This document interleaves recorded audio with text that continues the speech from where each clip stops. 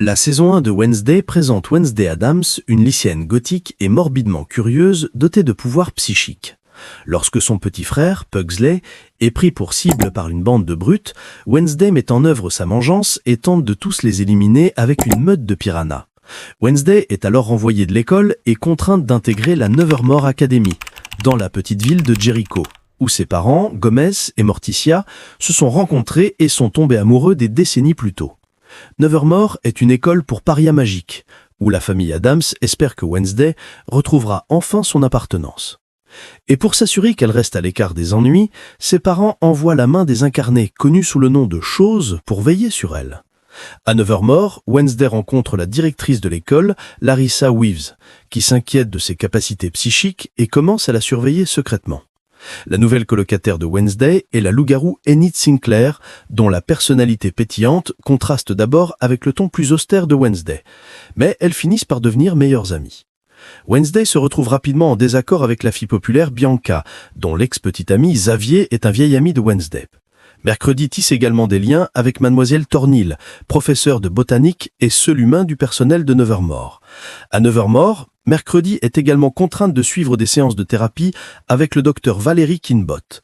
Mécontente de sa nouvelle école, Mercredi élabore un plan pour s'enfuir. Après avoir rencontré un jeune barista nommé Tyler, ils développent des sentiments amoureux l'un pour l'autre et Tyler accepte d'aider Mercredi à s'échapper.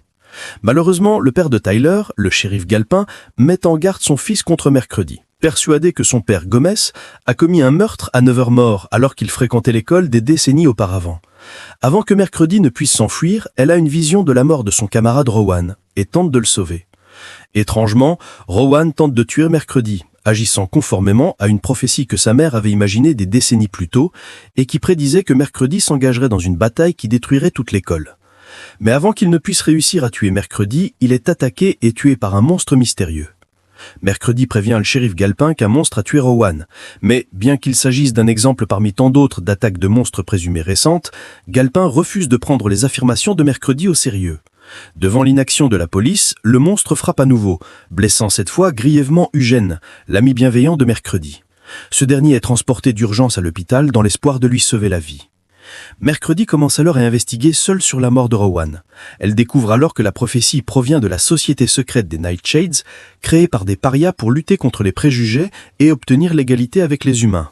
Xavier, membre actuel des Nightshades, souhaite inviter Mercredi à rejoindre ses rangs, mais sa collègue Bianca rejette cette idée. Après avoir volé le livre de prophétie aux Nightshades, Mercredi commence à avoir des visions de son ancêtre, Goody Addams. Des siècles auparavant, Goody était le fondateur des Nightshades, mais il fut accusé d'être un sorcier adorateur du diable par Joseph Crackstone, le fondateur corrompu de Jericho, qui voulait débarrasser sa ville de tous les parias. Crackstone rallia donc son peuple pour massacrer les innocents parias, mais Goody réussit à s'échapper. À son tour, Goody, vengeur, assassina Crackstone et maudit son âme dans un cercueil scellé pour l'éternité. Les parents de Wednesday, Gomez et Morticia, rendent visite à leur fille à Nevermore, mais les retrouvailles familiales sont perturbées lorsque le shérif Galpin arrête Gomez pour le meurtre d'un homme nommé Gareth Gates, commis des décennies auparavant. Gomez avoue à Mercredi avoir endossé la responsabilité pour protéger Morticia, la véritable meurtrière de Gareth. Gareth Gates était un descendant de Joseph Crackstone qui avait tenté d'empoisonner tous les élèves de Nevermore par haine des parias. Lorsque Mercredi et Morticia découvrent la preuve de cet acte, Gomez est libéré de prison. Mercredi commence alors à avoir des visions de Goody Addams qui lui demande d'enquêter sur le manoir des Gates. Elle sollicite alors l'aide d'Enid et de Tyler, découvrant que Laurel, la sœur cadette de Gareth, présumée morte, pourrait être encore en vie, et trouvant les corps démembrés des victimes du monstre dans la cave du manoir. L'oncle de Mercredi, Fuster, arrive alors et l'aide à déterminer que le monstre mystérieux est en fait un Hyde, une créature violente qui sommeille en son hôte humain avant d'être libérée sous l'effet d'un stress ou d'un traumatisme intense. Ils découvrent également que Laurel Gates est bel et bien vivante et qu'elle est la maîtresse du Hyde. Lorsque Wednesday surprend Xavier en réunion secrète avec le docteur Kinbott, qui sera plus tard tué par le monstre, elle soupçonne Xavier d'être le Hyde. Mais alors qu'elle embrasse son petit ami Tyler, elle a une vision qui confirme qu'il est bien le monstre. Mercredi capture Tyler et le fait arrêter. Il avoue alors avec remords tous ses actes meurtriers. Mercredi et le principal Wims rend ensuite visite à Eugène, en convalescence à l'hôpital, qui révèle avoir vu Mr. Null avant son agression.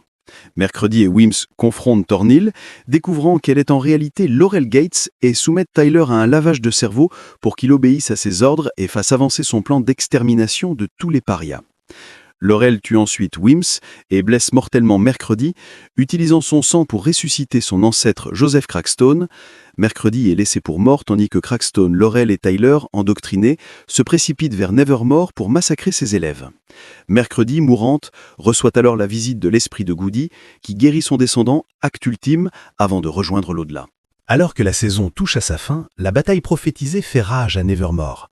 Enid se transforme en loup-garou pour vaincre le Hyde de Tyler, tandis que Mercredi fait équipe avec sa rivale Bianca pour tuer Crackstone ressuscité. Alors que Laurel, furieuse, tente de tuer Mercredi pour avoir ruiné ses plans, Eugène arrive pour l'aider à vaincre le méchant une fois pour toutes. Finalement, la Nevermore Academy est fermée pour le semestre et Wednesday rentre chez elle pour être avec sa famille, bien qu'une silhouette mystérieuse lui envoie un message l'avertissant qu'elle est surveillée.